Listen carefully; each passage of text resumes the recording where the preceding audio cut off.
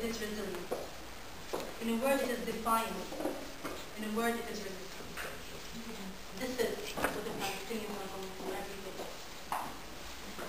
I was speaking to my friend from Gaza last night, and I said, well, what would you like me to say today?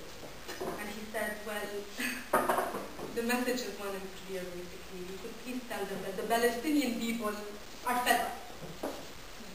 They are fed up. So we are actually resisting, enduring, but still don't. As I said, it would be extremely hypocritical of me not to criticize my own society without judging Israel. I will begin by an apology as a citizen from Lebanon. I will apologize for the history of collaboration of the Zionist entity that has existed in Lebanon since the creation of this racist, murderous state. I will apologize for the history of alliances between certain sectarian followings in Lebanon and the Zionist entity. I will apologize to the victims of Sabra and Shakra massacre, where the Kata'ib, with the help of the Zionists, act out infants from pregnant Palestinian women's bellies, raped girls, killed elderly. I will apologize for the system of apartheid in Lebanon, the Bantustanization of Palestinian refugee camps, in a country where a person of color is not allowed into the swimming pool with the rest. I will apologize to the foreign domestic workers who each week we hear of an attempted suicide. I will apologize for the Syrian worker who is constantly harassed. This is the so-called Cedar Revolution in Lebanon. In a country that calls itself a sectarian democracy, but you tell me, what is democratic about sectarianism? Where the same feudal warlords that put my people through pain and suffering still hold on to their decomposed chairs.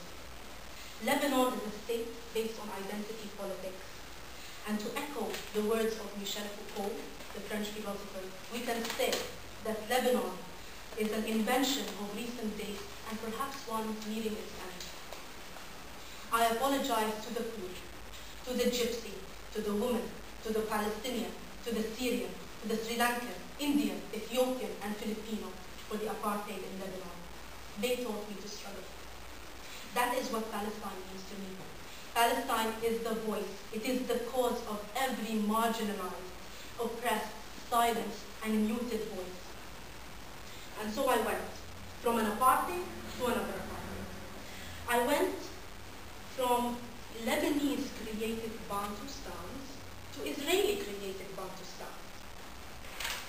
To Gaza, the largest refugee camp on this planet. To Gaza, the gas chamber. To Gaza, the slow-motion genocide that Israeli historian Ilan Papi described it to be. To Gaza, Auschwitz, and modern Beersheba. I went to Gaza actually with my head down. I am an Arab. And the Arabs have failed the Palestinians. I was ashamed to say that I was an Arab actually. I wish that I was from Bolivia or Venezuela. They actually boycotted Israel, but we Arabs are running to make peace with it after they kill our children, our women, and our elderly. Before I criticize Israel, because we all know what Israel can do, what it is doing, and what it will do.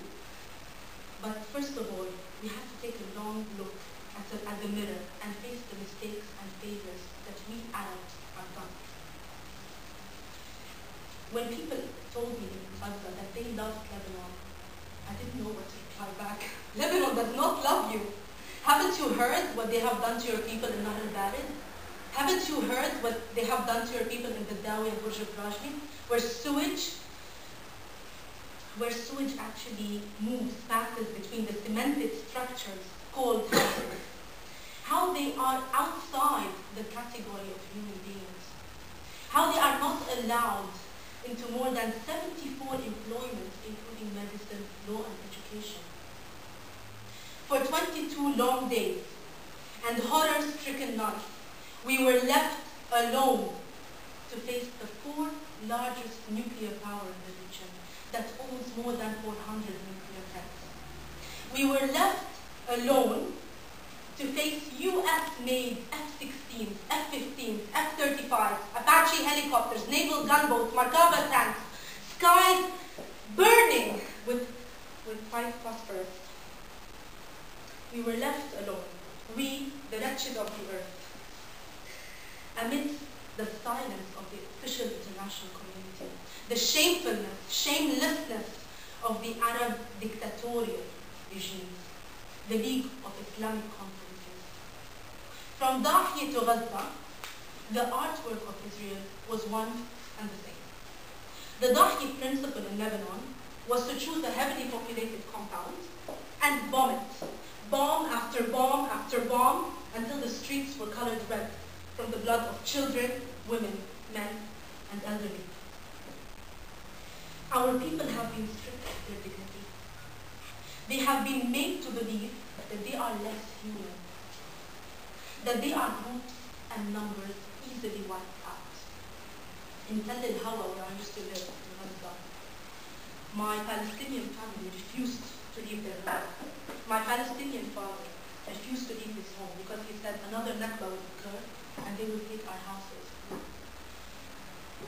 At dawn, we used to wake up, if we slept that day, to see families with children, 9, 10, 11, 12, following their parents, sometimes shoeless, with pajamas on.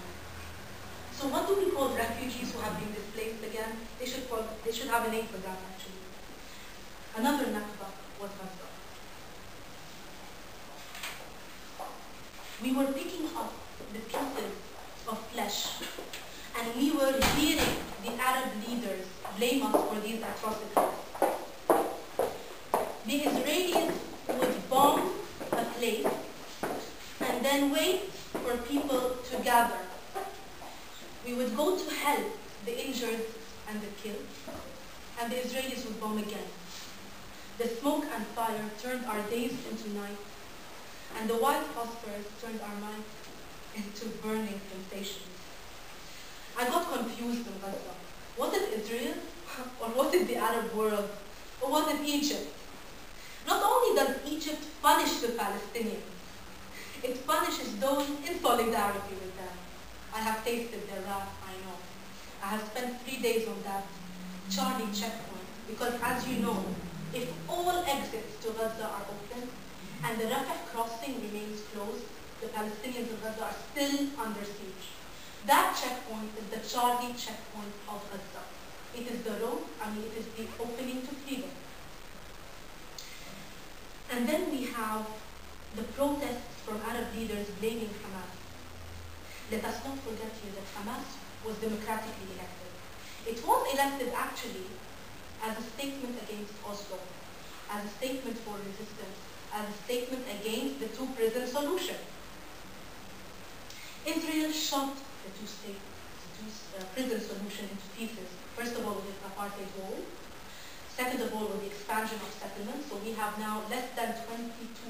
The West Bank now and the Gaza Strip make up less than 22% of the historic land of Palestine. And the two-prison solution doesn't actually support, or actually does not guarantee the right of return. And the right of return is the core of it. Even if the choice of Hamas was a wrong one. So if we are supposed to punish people because of the result of an election, then we are actually implementing a Bin Laden logic. Isn't that what Bin Laden has been doing with the American people?